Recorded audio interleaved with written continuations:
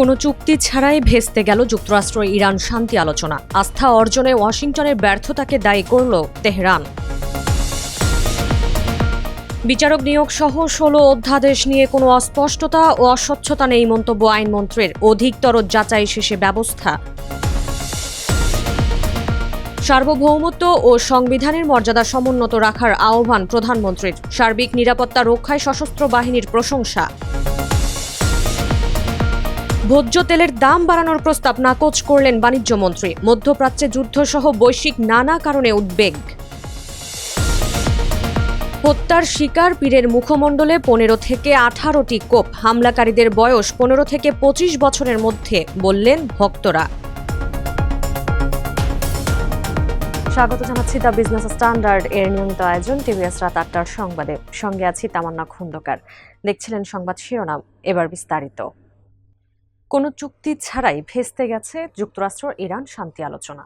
২১ ঘণ্টা ধরে চেষ্টা চালিয়েও কোনো সমঝোতায় পৌঁছাতে পারেনি ইরান ও যুক্তরাষ্ট্রের প্রতিনিধি দল। ইসলামাবাদে বৈঠক শেষে মার্কিন ভাইস প্রেসিডেন্ট জেডি ভ্যান্স জানিয়েছেন, যুক্তরাষ্ট্রের প্রস্তাব মেনে নিতে রাজি হয়নি ইরান। এদিকে ইরান বলছে যুক্তরাষ্ট্রের প্রস্তাবগুলো ছিল ব্যাপক উচ্চাভিলাষী। তারা আবারও আস্থা অর্জনে ব্যর্থ হয়েছে। ইতোমধ্যে আলোচনা শেষে নিজ নিজ দেশে ফিরে গেছেন দুদেশের প্রতিনিধি দল। এদিকে পাকিস্তানের উপপ্রধানমন্ত্রী ও পররাষ্ট্রমন্ত্রী ইসাক দার বলেছেন, প্রথম দফা আলোচনা শেষ হলেও আরও আলোচনার ব্যবস্থা করতে পাকিস্তান প্রস্তুত রয়েছে। ট্রাম্পের ২ সপ্তাহের যুদ্ধবিরতি মোতাবেক চূড়ান্ত চুক্তিতে পৌঁছানোর জন্য আরও ১০ দিন বাকি আছে। আশা করা হচ্ছে আবারও আলোচনায় বসবে দুপক্ষ। মানবাধিকার কমিশন অধ্যাদেশ, সুপ্রিম কোর্টের বিচারক নিয়োগ সহ ১৬টি অধ্যাদেশের বিষয়ে অধিকতর যাচাই বাছাই শেষে সিদ্ধান্ত নেওয়া হবে বলে জানিয়েছেন আইনমন্ত্রী মোহাম্মদ আসাদুজ্জামান। এসব অধ্যাদেশ নিয়ে কোনো অস্পষ্টতা ও কোনো অস্বচ্ছতা নেই বলে মন্তব্য করেছেন তিনি। ১২ এপ্রিল সচিবালয়ে স্বরাষ্ট্র মন্ত্রণালয়ের সভাকক্ষে জাতীয় সংসদে উত্থাপিত ১৩৩টি অধ্যাদেশের বিষয়ে আয়োজিত সংবাদ সম্মেলনে তিনি এসব কথা বলেন। অন্তর্বর্তী সরকারের সময় জারি করা সবগুলো অধ্যাদেশ সংসদে পাশ না হওয়ায় বিএনপি নেতৃত্বাধীন সরকারের বিরুদ্ধে বিশ্বাস ভঙ্গের অভিযোগ তুলেছে বিরোধীরা।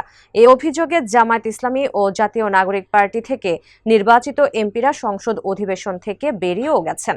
বিরোধী দলগুলোর দিকে ইঙ্গিত করে আইনমন্ত্রী বলেন, যারা বলছেন আমরা শক্তিশালী মানবাধিকার কমিশন চাই না, সুপ্রিম কোর্ট সচিবালয় চাই না, কিংবা বিচারপতি নিয়োগে স্বচ্ছতা চাই না, তাদের জন্য এটি একটি স্পষ্ট বার্তা যে বিএনপি তার নির্বাচনী অঙ্গীকারের অংশ হিসেবে এসব আইনকে আরও বেশি স্বচ্ছ, জবাবদিহিমূলক ও যুগোপযোগী করতে চায়। প্রধানমন্ত্রী তারেক রহমান সশস্ত্র বাহিনীর সদস্যদের দলমতের ঊর্ধ্বে থেকে দেশকে ধারণ করার পাশাপাশি দেশের সার্বভৌমত্ব ও সংবিধানের মর্যাদা সমুন্নত রাখতে বলেছেন। ১২ এপ্রিল ঢাকা সেনানিবাসের সেনা প্রাঙ্গণ মিলনায়তনে প্রধানমন্ত্রীর দরবার অনুষ্ঠিত হয়। এ দরবারে এই নির্দেশনা দেন তিনি। আন্তঃবাহিনী জনসংযোগ পরিদপ্তরের আইএসপিআর সংবাদ বিজ্ঞপ্তিতে এই তথ্য জানানো হয়। দরবারে প্রধানমন্ত্রী সশস্ত্র বাহিনীর সদস্যদের পেশাদারত্ব, শৃঙ্খলা, দেশের সার্বিক নিরাপত্তা রক্ষা এবং আন্তর্জাতিক পরিমণ্ডলে তাদের গুরুত্বপূর্ণ অবদানের প্রশংসা করেন। বিশেষত ২০২৪ সালের অগাস্ট পরবর্তী সময় থেকে এখন পর্যন্ত দেশের সার্বিক আইন শৃঙ্খলা পরিস্থিতি নিয়ন্ত্রণ এবং ত্রয়োদশ জাতীয় সংসদ নির্বাচন সুষ্ঠু ও সুনিপুণভাবে সম্পন্ন করার জন্য তিনি সশস্ত্র বাহিনীর ভূয়সী প্রশংসা করেন।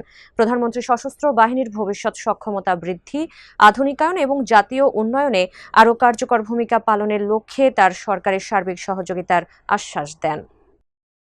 দেশে আপাতত ভোজ্য তেলের দাম বাড়ছে না। ১২ এপ্রিল দেশের ভোজ্য তেল সরবরাহ পরিস্থিতি পর্যালোচনা বৈঠকের পর সাংবাদিকদের এ কথা জানান বাণিজ্যমন্ত্রী খন্দকার আব্দুল মুকতাদির। তিনি বলেন, দেশের মানুষেরা এ সময় বৈশ্বিক পরিস্থিতিতে যুদ্ধ নানা কারণে শঙ্কার মধ্যে আছে।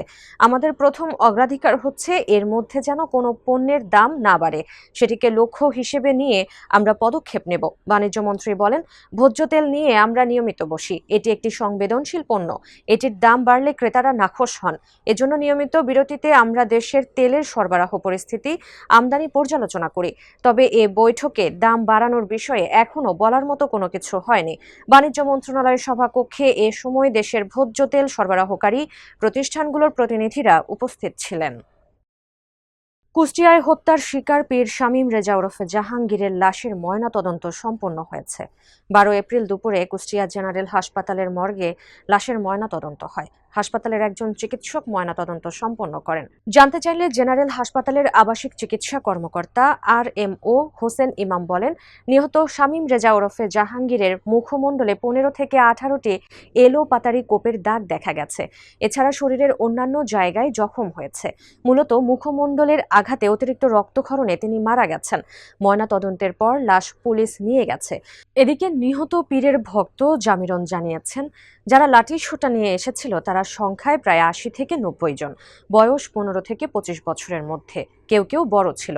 তিনি আরও বলেন, তাদের আশা দেখে আমরা ভেবেছিলাম হয়তো কোনো আলোচনা করতে আসছে, কিন্তু তারা ভাঙচুর, হামলা, বাবাকে মেরে ফেলবে এটা বুঝতে পারেনি। পরে বুঝছি তারা প্রস্তুতি নিয়ে এসেছিল, পরিকল্পনা করে বাবাকে হত্যা করেছে।